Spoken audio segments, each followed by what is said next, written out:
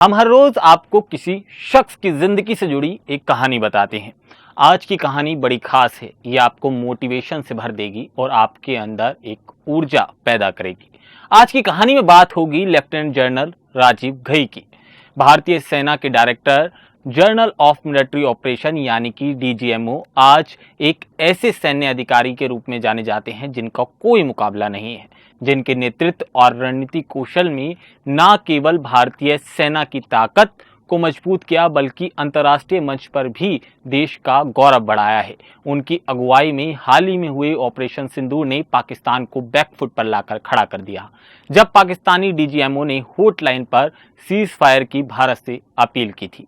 आइए आज उनके बचपन से लेकर वर्तमान तक की इस मोटिवेशन भरी जो कहानी है उनकी, उस पर एक नजर डालते हैं। नमस्कार, मेरा नाम केशव पांचाल है और आप देख रहे हैं द न्यूज़ 15।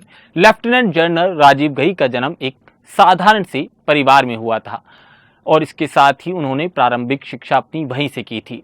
इस पूरी स्टोरी में आपको उनके बारे में ज़्यादा जानकारी हम नहीं दे पाएंगे क्योंकि ये कहानी सुरक्षा के लिहाज से भी बड़ी महत्वपूर्ण है, पर सार्वजनिक रूप से आपको इतनी जानकारी जरूर देंगे जो आपके अंदर एक मोटिवेशन को जन्म देगी। लेकिन कम उम्र में ही उनके अनुशासन और देशभक्ति को उनका परिवार बड़ा सलाम करता था। उनके परिवार का सैन्य पृष्ठभूमि से सीधा तो कोई संबंध नहीं था, लेकिन देश की सेवा के प्रति उनकी जो लगन थी वो उन्हें भारतीय सेना की ओर आकर्षित करती थी।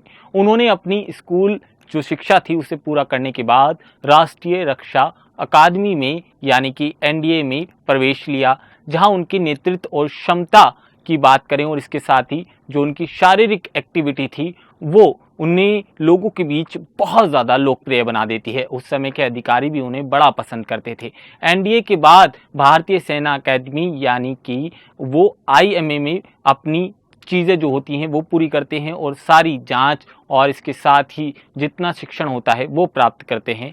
इस दौरान वो सेना के लिए रणनीति, युद्ध कौशल और इसके साथ ही नेतृत्व के जो गुण होते हैं उनके अंदर वो और ज़्यादा निखर कर आ जाते हैं। राजीव घई को राजपूत रेजिमेंट की कमीशन मिलती है जो भारतीय सेना का सबसे गौरवशाली रेजिमेंट में से एक है। इस रेजिमेंट का इतिहास स्वतंत्रता के बाद कई युद्ध और ऑपरेशन में वीरता के लिए जाना जाता है। युवा अधिकारी के रूप में घई ने अलग अलग चुनौती परिस्थितियों में अपनी क्षमता का प्रदर्शन किया है। उनकी पहली तैनाती नियंत्रण रेखा यानी कि एलओसी और जम्मू कश्मीर जैसे संवेदनशील इलाकों में हुई थी, जहां उन्होंने आतंकवाद विरोधी अभियानों में शिरकत की थी। लेफ्टिनेंट जनरल घई ने लगभग 1.5 साल तक श्रीनगर के चिनाल में अपनी सेवाएं दी और इसके बाद जनरल ऑफिसर कमांडिंग यानी कि जीओसी के रूप में अपनी सेवाएं देनी शुरू करते हैं। इस दौरान उन्हें जम्मू कश्मीर में आतंकवाद विरोधी अभियानों के लिए रणनीति तैयार करने और उन्हें लागू करने में उनकी अहम भूमिका होती है। उनकी रणनीति की बात करें तो वो न केवल आतंकवादी गतिविधियों को नियंत्रित करती ही बल्कि जो स्थानीय लोग होते हैं उनके भी सेना के जो संबंध होते हैं वो मजबूत होते हैं। घई की ये उपलब्धि उनके करियर के लिए एक महत्वपूर्ण पड़ाव थी जिसे उन्होंने जबरदस्त तरह से निभाया और इसके बाद वो उच्च पद पर पहुंचे थे। 25 अक्टूबर 2024 को लेफ्टिनेंट जनरल राजीव घई को साउथ ब्लॉक नई दिल्ली में भारतीय सेना के डीजीएमओ के पद पर विराजमान किया जाता है। ये पद भारतीय सेना में सबसे महत्वपूर्ण और जिम्मेदारी से भरे पदों में से एक है, जहां सेना प्रमुख के साथ मिलकर सैन्य अभियानों की योजना बनानी पड़ती है। घई की नियुक्ति ऐसे समय पर हुई थी जब भारत और पाकिस्तान सीमा पर तनाव अपनी अंतिम चरण पर था। उनके अनुभव और रणनीति दृष्टिकोण जो था उनका उन्हें इस भूमिका के लिए उपयुक्त बनाता था। आपको बता दें, मई 2025 में हुए ऑपरेशन सिंदूर ने लेफ्टिनेंट जनरल राजीव घई को राष्ट्रीय और अंतर्राष्ट्रीय स्तर पर सुर्खियों में ला दिया। इस ऑपरेशन में भारतीय सेना ने पाकिस्तान अधिकृत कश्मीर यानी कि पीओके में जाकर लश्कर ए तोयबा, जैश ए मोहम्मद और हिजबुल मुजाहिदीन जैसी आतंकवादी संगठनों के ठिकानों को नष्ट किया था।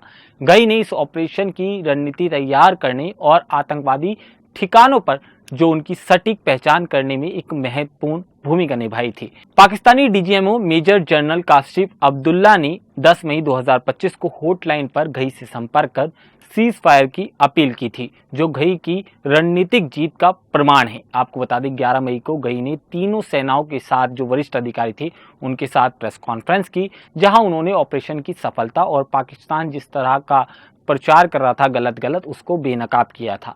उनकी ये प्रेस कॉन्फ्रेंस न केवल सैन्य दृष्टिकोण से बल्कि कूटनीतिक रूप से भी बड़ी महत्वपूर्ण थी। इसके साथ ही घई को बड़ा शौक है क्रिकेट का। आपको बता दें लेफ्टिनेंट जनरल घई केवल सैन्य अधिकारी नहीं है बल्कि एक आम भारतीयों की तरह खेल प्रेमी भी है। 12 मई 2025 को प्रेस कॉन्फ्रेंस में उन्होंने खुलासा किया कि वो क्रिकेटर विराट कोहली के बड़े प्रशंसक हैं।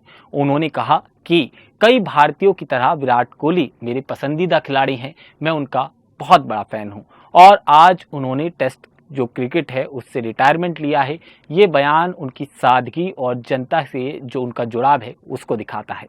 आपको बता दें लेफ्टिनेंट जनरल राजीव घई का नेतृत्व जो शैली है उनकी सख्ती और सहानुभूति का जबरदस्त मिश्रण है। वो केवल सैन्य अभियानों में अपनी रणनीति सोच जो उनकी है उसके लिए जाने जाते हैं, बल्कि अपने जवानों के प्रति जो उनकी संवेदनशीलता और स्थानीय समुदाय के बीच जो उनके संबंध हैं उसे और ज़्यादा मजबूत करते हैं, जिसके लिए उनकी हमेशा से तारीफ हुई है। उनकी अगुवाई में भारतीय सेना ने आतंकवाद के खिलाफ सख्त रुख अपनाया है, साथ ही सीमा पर शांति बनाए रखने में की जो है वो कोशिश भी की है। आपको बता दें लेफ्टिनेंट जनरल घई अपने निजी जीवन को सार्वजनिक रूप से कम साझा करते हैं। वो एक निजी व्यक्ति हैं जो अपने परिवार और दोस्तों के साथ समय बिताना पसंद करते हैं। उनकी सादगी और अनुशासन उनके व्यक्तित्व का अभिन्न हिस्सा है और जो सैन्य करियर में झलकता भी है। लेफ्टिनेंट जनरल राजीव घई का सफर साधारण शुरुआत होती है साधारण परिवार से, और अब भारतीय सेना के जो शीर्ष पद पर है वहां तक की जो कहानी है वो बड़ी मोटिवेशन से भरी हुई है। उनकी रणनीतिक सोच, नेतृत्व और देशभक्ति ने उन्हें न केवल जो सेना है उसके बल्कि आम जनता के बीच भी एक आदर्श के रूप में दर्शाया है। आपको बता दें ऑपरेशन सिंदूर जैसे अभियानों के माध्यम से उन्होंने ये साबित किया है कि भारत की सुरक्षा उनकी पहली प्राथमिकता है और वो इसे हर कीमत पर सुनिश्चित करेंगे। आपको उनकी कहानी कैसी लगी वो आप हमें कमेंट सेक्शन में जरूर बताइएगा। नमस्कार।